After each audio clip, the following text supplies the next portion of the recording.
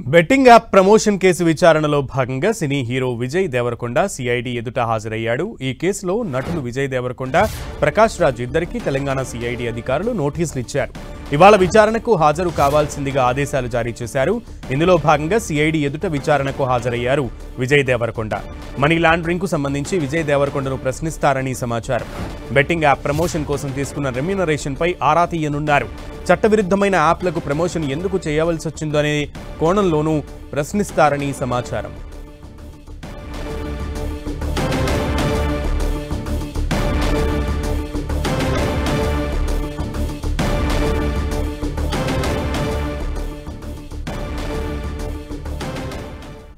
Betting app promotion case విచారణలో భాగంగా cine hero Vijay Deverakonda CID ఎదుట హాజరయ్యాడు. ఈ కేసులో నటులు విజయ్ దేవరకొండ, ప్రకాష్ రాజ్ ఇద్దరికీ తెలంగాణ సిఐడి అధికారులు నోటీసులు ఇచ్చారు. ఇవాళ విచారణకు హాజరు కావాల్సిందిగా ఆదేశాలు జారీ చేశారు.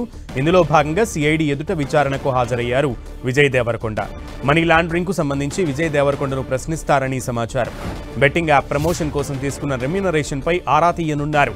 చట్టవిరుద్ధమైన యాప్లకు ప్రమోషన్ ఎందుకు చేయవలసి వచ్చిందనే కోణంలోనూ ప్రశ్నిస్తారని సమాచారం.